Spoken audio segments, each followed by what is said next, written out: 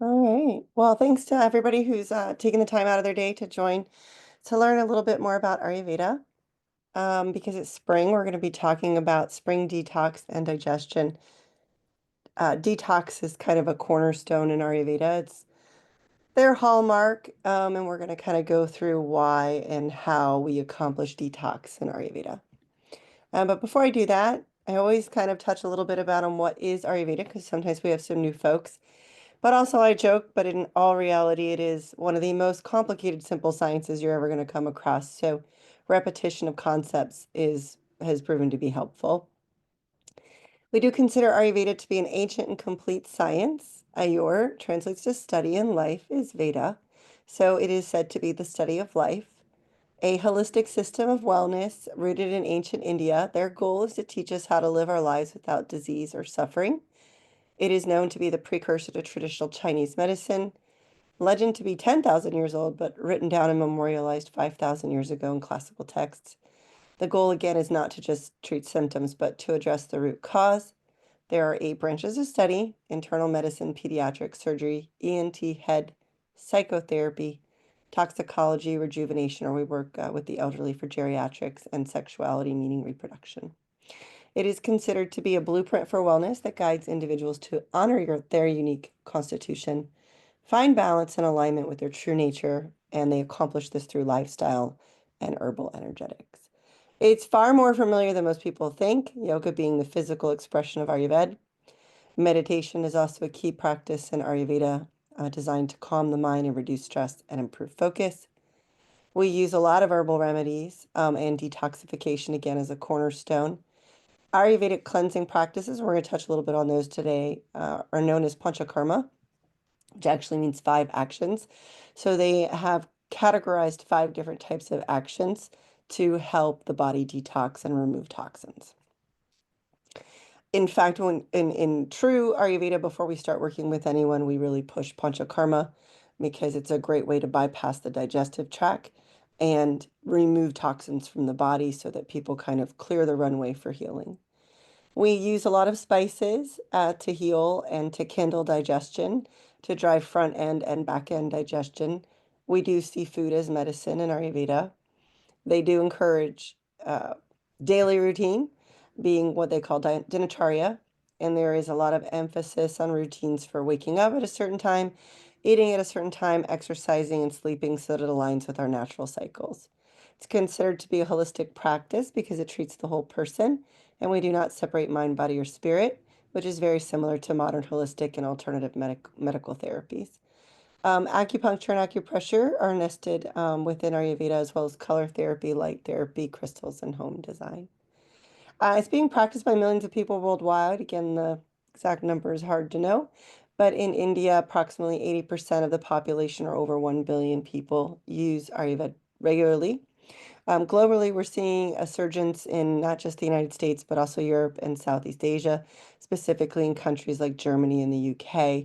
They tend to have a significant interest in Ayurvedic practices. Sri Lanka and Nepal, Ayurveda is actually part of their traditional healthcare systems. It is estimated recently that it influences the health practice of around 300 to 500 million people globally, and its popularity is continuing to grow as people are looking for natural alternatives or approaches to health. So we touch on some concepts in each one of the webinars that we do known as doshas, and we're going to talk about them a little bit more in this presentation because there's one particular dosha that we're trying to influence when we detox. So one of the key principles that they have are called doshas, and everyone likes to get their quiz done and find out what their dosha is. And I remind people that dosha actually translates to destruction in Sanskrit. So we like to keep our doshas, according to Ayurveda, where they belong. And we'll touch on that a little bit. Your dosha composition depicts what you eat, how you exercise, when and how you sleep, and even where you prefer to live. The 3 primary doshas are known as Vata, Pitta, and Kapha, and each person is believed to have a unique combination of these doshas. So where do the doshas come from? So I remind people that Ayurveda really seems to be a fan of umbrella terms. At least that helps me categorize information and understand this science a little bit more easily. They have five elements in Ayurveda, and they sound to me a little hokey when you look at them, but it's earth, water, fire, air, and ether. But when we kind of correlate that to Western science, it helps at least me digest that information a little bit more easily. Earth is going to be our bones, our muscle, our tissues, anything structure in the physical body, things that bring endurance, stability, and support. It's a solid, stable, heavy kind of grounding energy. Water is another element. It's basically any blood, plasma, lymph, the moisture in your mouth, the moisture in your lungs, the moisture in your eyes, mucus. It's considered to be a fluid, sharp and transformative, plays a role in digestion as well as metabolism, and is said to be more connected to insight and determination. Whereas fire is going to be hot, sharp, and transformative. It's essentially any chemical transformation in the physical body. It's going to be your metabolism. It's going to be your digestive fire, digestive enzymes, bile in the liver, any chemical transformation within the physical body.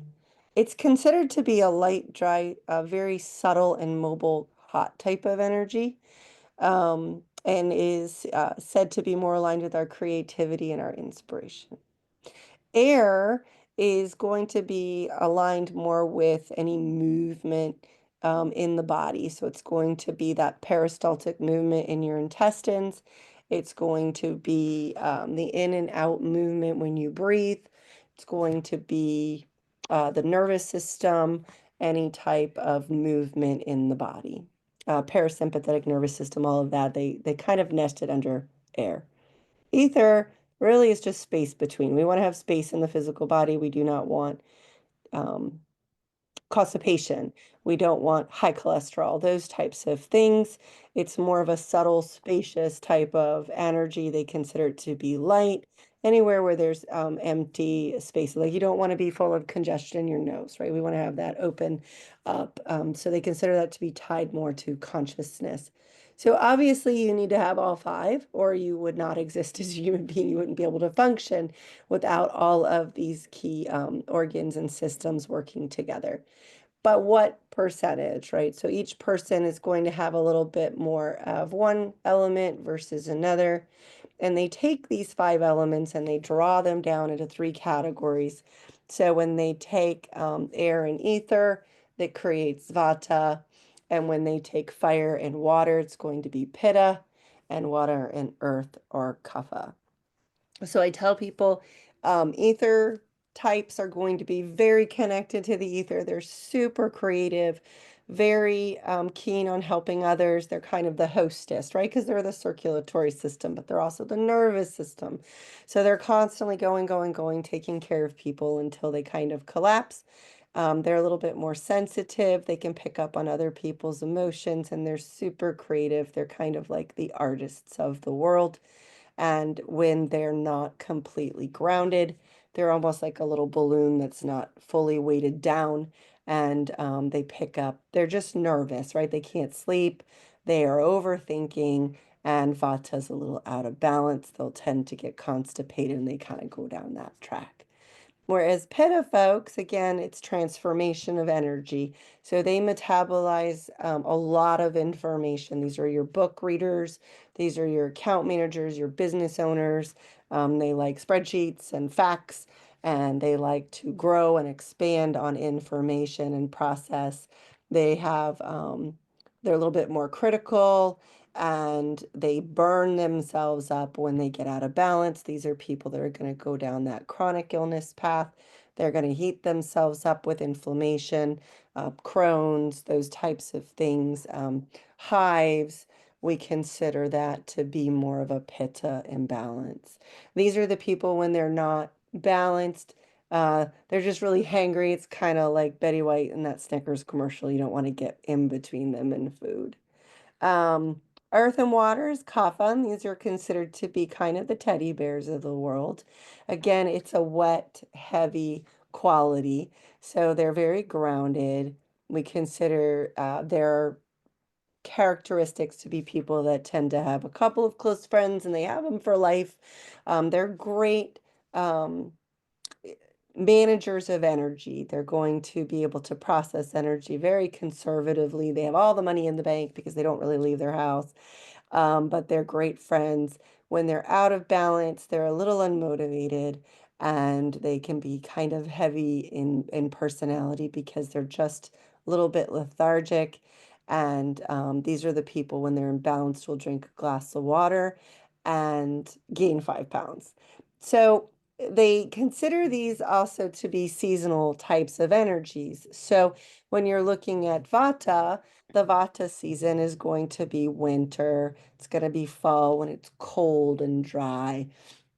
And then you've got summer, it's Pitta or hot, lots of sun, transforming energy. We have all that growing season happening in the Pitta season of summer.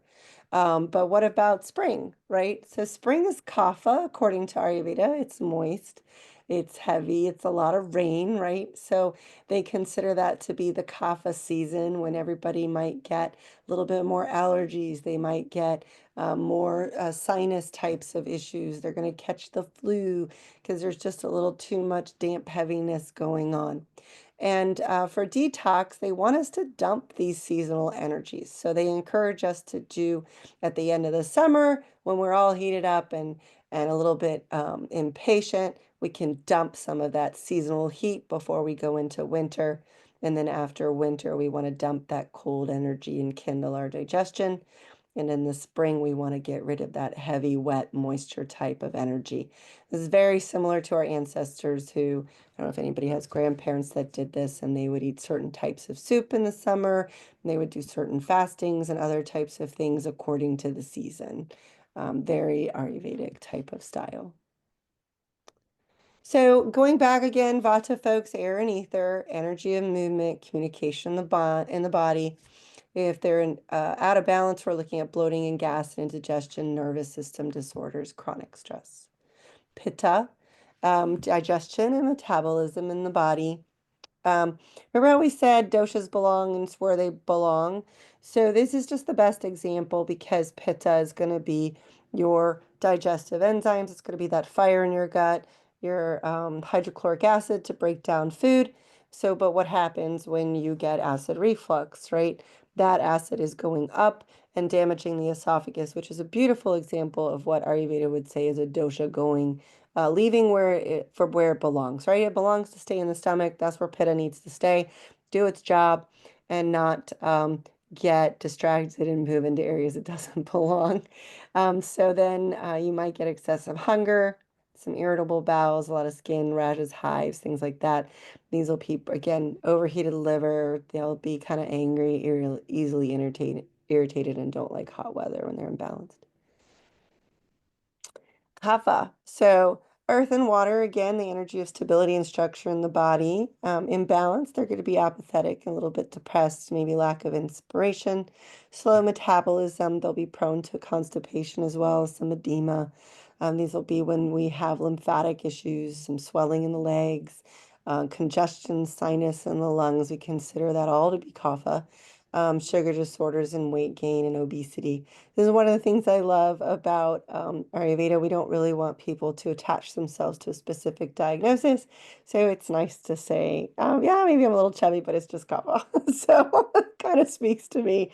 And then like increases like in Ayurveda. So here we are going into spring, which is a time that we talked about is going to be very kapha heavy. So we've got that earth and water element going on. So we're all kind of picking up this energy, and now we need to be able to dump that out through detox. Same with a person who is already predispositioned to having the nature of a kapha person. So let's say this is maybe somebody with a sugar disorder, right? This, according to Ayurveda, you're going to be picking up those energies, and it might aggravate that condition for you. So kapha folks, especially in the spring, need to honor their constitution and dump that seasonal energy. So a little bit more about kapha. It's primarily found in the chest, the throat, the sinuses, the stomach, the joints. Anywhere an area is prone to mucus buildup when imbalanced. And to make it more complicated, they do look at seasons of our life as well. So when we're younger and we're babies and kids, we're a little bit more full of snot and we're chubby and we're all kind of juicy, right? This is considered to be the kapha time of life. This is why a lot of kids might outgrow asthma. They might outgrow some allergies because that kapha season is lifting. We then segue into pitta season of our life, where we're in our midlife, where we're able to process lots of energy and build out our lives. And as we age, we're set to go into a more drier, harder, more challenging type of life, which would be considered the vata season.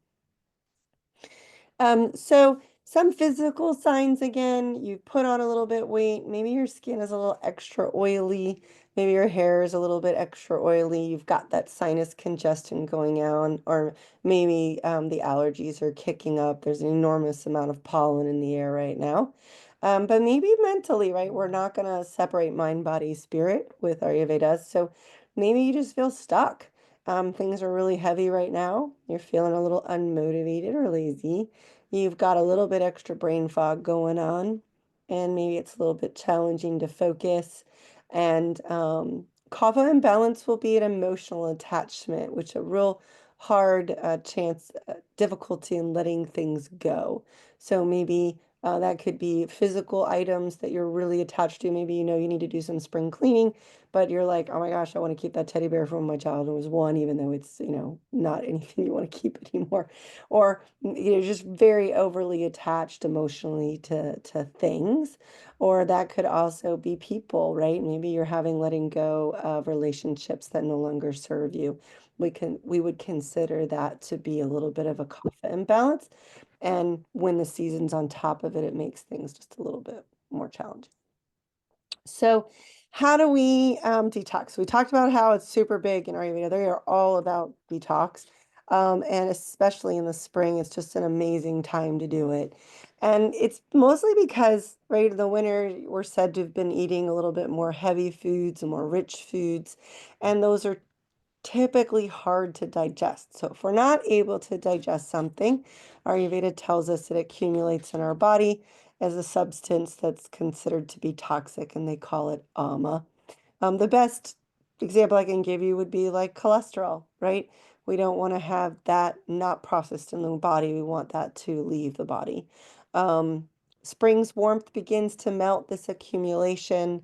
And according to Ayurveda, it's going to lead to a little bit of a sluggish digestion. We're going to pick up that seasonal imbalance. And detoxing in the spring is said to help really reset your energy and your metabolism. So, according to Ayurveda, like, how do you know you need a detox? Again, you're feeling tired. Maybe after you eat, you feel a little bloated. Maybe you have indigestion. If you're burping, maybe it sounds silly. If you're farting, you're not completely processing, according to Ayurveda. It's too much gas. So, let's say you're bloated, you're burping, and you can taste your food, right? We know right then you're not fully processing. Maybe there's just that extra mucus buildup. You've got that brain fog and you're really struggling to lose some weight. We'll also take it to the level of the tongue, and we've talked about in some of those other classes. I always tell people if you look at your tongue in the morning and there is a coating on your tongue, or we know that you're not fully metabolizing and that we have toxins in the body that we need to detox. We also know if there's a geographic tongue, according to Ayurveda, if there are cracks present, things like that. We know that there needs to be some detoxification that needs to occur. Some other key concepts, why do we want a strong digestion, right? They consider it to be Agni. If we don't have front end digestive enzymes and hydrochloric acid that are certain levels, then we're not going to be able to process our food. A lot of Western right now is using digestive enzymes. And if you've used digestive enzymes, which I have as well, people will say, oh, it's great. I feel like I'm not as full. I'm processing my food. Very similar concept in Ayurveda, but we don't want to borrow it from a third party in ever increasing amounts for the rest of our lives. We want to stoke our own fire so that we're making our own digestive enzymes. And we call that basically driving up Agni or kindling that digestion. And removing toxins from the body gives your body a chance to have a little bit stronger fire because there's less competing interests. Again, we want to remove that undigested waste that clogs the system, and we want to also balance our doshas. So if we're having all these types of kapha-like symptoms, we want to pull those back, right? Nobody wants to have a cold. Nobody wants to have sinus infections. We want to make it so that you're more balanced, and detoxing helps with that. So Agni again is Sanskrit for fire. It's that biological fire that's responsible for digestion, metabolism, helps us break down food, but it also, according to Ayurveda, helps us eliminate waste. They don't separate again mind, body, spirit. So they do believe that there's a digestive fire in your mind and in your heart as well as in your belly. Obviously, we know which one what the belly does. But the heart is being able to process emotion, right? So process heartbreak because life is challenging and keeping that calm mental state. But they do believe that the soul is seated in the heart. So keeping focus on the things that how you want to live your life, and as far as the eyes goes, it's more of, making sure that you're processing information that's healthy for the brain. Ama, we've talked quite a bit about that, being seen as the greatest threat to positive health and well-being, according to Ayurveda. It sticks to the gastrointestinal tract, clogs your arteries, seeps under the skin, and creeps into the subtle channels of the mind, right? So you'll see things come out in the skin, and you'll see acne. Maybe you'll get rosacea. Maybe you'll get brain fog. So, how do we balance this, right? The first thing that we do for detox is obviously we talked about how Ayurveda sees food as medicine, and we're going to start with the diet. So, a lot of people, when they come to the clinic, if they're going to do a detox with us, we have a detox program that we give people for about 9 days, and it does dictate what they're going to eat for those 9 days. And I'm going to tell you guys a little bit about some of those foods. On average, people lose between 7 and 9 pounds over those 9 days. And or some people want to do it because they're addicted to sugar and they've got to get off that addiction. That's what their goal is. Or maybe they have some other unhealthy habits that they want to remove. And it's incredible to see people's tongues when they start and they're so coated. And then by the end, they have a more pink. Maybe they started with a white, very dull, sad looking tongue. And then their tongue is pink and rosy. And they have a lot more energy. And their bowels are now regulated. They feel less nervous. Maybe that we've had people that have pitta imbalance and they have bile coming up or burning tongue, and that foam is coming out when they try to make it through the day, and that will regulate and cool off.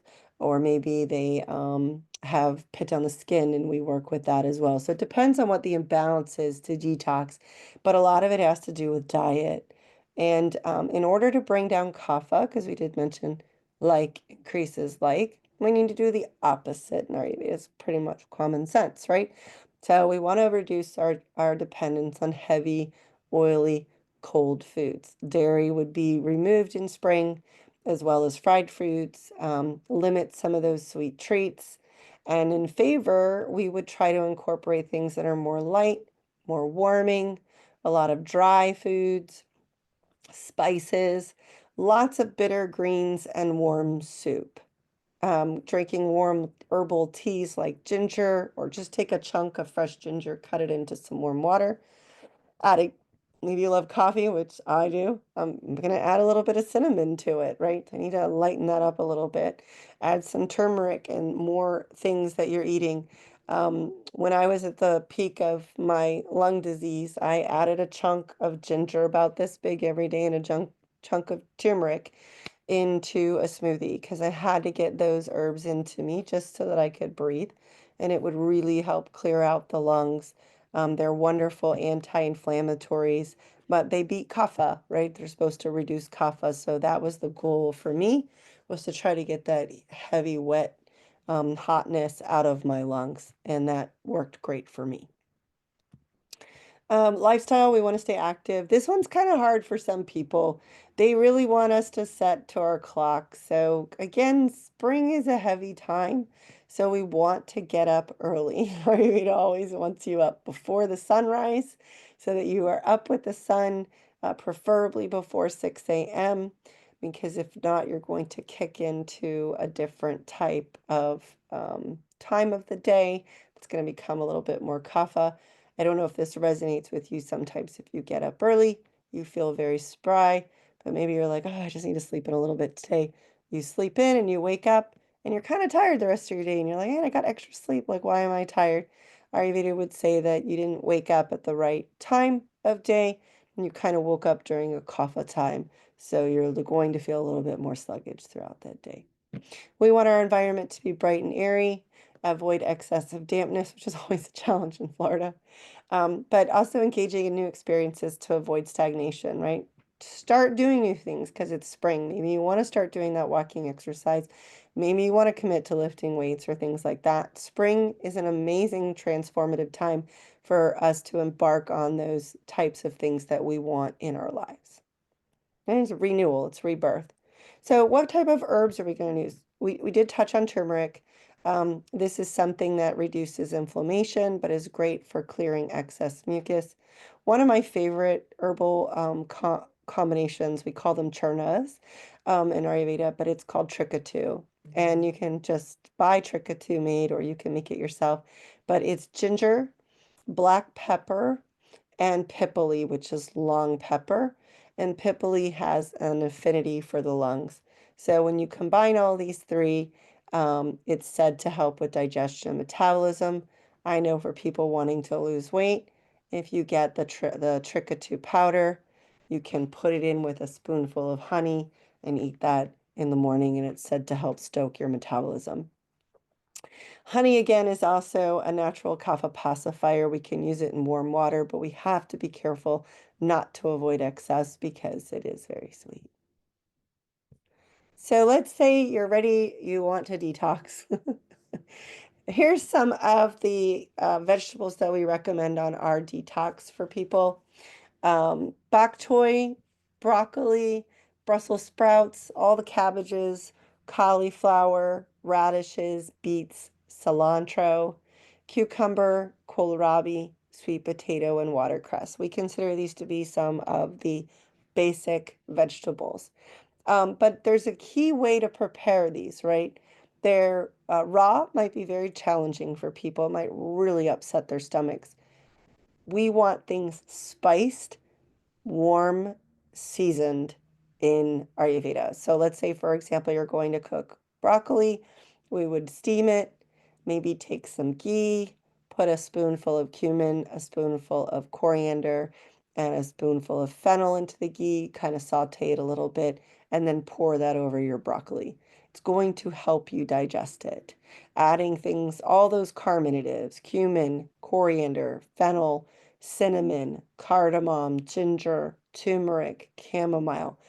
You can Google carminatives, getting those into these vegetables and softening them up and adding ghee is going to make it so that you can digest it and still get the benefit of having what Ayurveda considers to be bitter, cooling types of herbs that are going to help draw out that moisture, right? Some of these are astringent. So we want to get the benefit without aggravating another dosha, according to Ayurveda. So another way you can get these in is in a soup, a warm, nice soup. You can blend it in instead of just eating it as a vegetable. Um, Specific vegetables, they're going to be for liver support. So what we find a lot when people are doing a spring detox is it's quite difficult. We've accumulated a lot of toxins. Maybe we make some bad choices that Ayurveda would call cellular blasphemy, right? You're giving up coffee, you're giving up sugar, you're giving up soda, whatever your vice is. You're giving up meat for this spring detox because you're going to eat light types of foods. It is a lot that your body isn't going to have to process anymore. The goal is to make it so that the only thing your body has to do is just digest the simplest, easiest of meals. Because if your body, according to Ayurveda, is not focusing on digestion, it has an ability to focus on detox. So your liver will start working more, your kidneys will start working more, and you will start pulling things out. And parasites. Say goodbye. You do say goodbye when you do those things. So we usually recommend certain herbs with this so that we can help support the liver, help kill off whatever might be competing for your resources. But these are the vegetables that we always recommend for the liver and the kidney. And you should be incorporating these at least 3 days of the 9 days. We want artichokes. Bitter melon is one of the most beautiful unknown vegetables. I don't know if anybody is familiar with bitter melon on the call, but it is an Asian herb, and it's looks kind of like a pickle, but is a little bit more characteristic, like knobby. And it is the most bitter vegetable on the planet. You cut it in half, scoop out the seeds because they're just rancid and toxic. They're so bitter. And sweat it like you would an eggplant. So you'll put salt across it, damp it with a paper towel to pull out that astringent, bitter taste.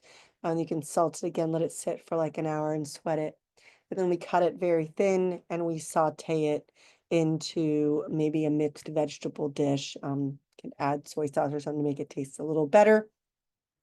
But bitter melon is great for the liver, but what it's so beautiful for is lowering blood sugar. So, for example, I have a client this week. She was well over 300, needing insulin every day. All she's done is incorporate bitter melon, and she's running down in the 130s and starting to make changes, adding in all these vegetables. But bitter melon is said to be the vegetable that really just brings down blood sugar, which helps when we're trying to lose weight, right? Or detox. So chard, collards, kale, moringa, mustard seeds, spinach, yellow squash, green zucchini, kidneys. We're looking at asparagus and daikon root. So we do like fruit. We do like it spiced and cooked. Again, so you can make your own homemade applesauce, add some figs to it. We don't want any dried fruit without it being rehydrated. These are the types of fruits that would be allowed during this type of a detox in the spring. The apples, apricots, blueberries, dates, figs, grapes you can have red or sweet. Lime is preferred, oranges, papaya, pear, pineapple, plum, prune, and tamarind. Tamarind is quite zesty. I'm a big fan of tamarind. Um, Grains and legumes. So these are the grains and legumes that we can have. Pearled barley, or you can get pearled flakes, basmati rice, farro, mung dal, which is just basically yellow split beans. Sometimes it's hard to get the yellow and they have red, or which is fine. Quinoa, rolled oats. And I found overall, when people do the detox with us, we kind of support them through this, but almost everything you can get at Sprouts seems to be the easiest go-to place. And you don't have to have every single one of these, right? Pick 3 or so that you really like, and those will be the ones that you incorporate on your cleanse. Um, some people get overwhelmed and want to buy every single one. I'm like, you don't really need to do that. They do want us during a cleanse or a detox to include some binders to help pull out the toxins. So arrowroot, barley, okra, tapioca pearls or powder, and taro are considered to be binders. So if you're going to eat a vegetable, like what you would do when you meal plan, is choose a vegetable from one of these. Let's say I wanted bitter melon, because we talked about that so much. I'd like bitter melon and asparagus, and I'm going to add a grain, maybe some rice, and I need to make sure that I include a binder. So the tapioca powder is kind of the easiest because it doesn't taste very much. You just sprinkle on a teaspoon.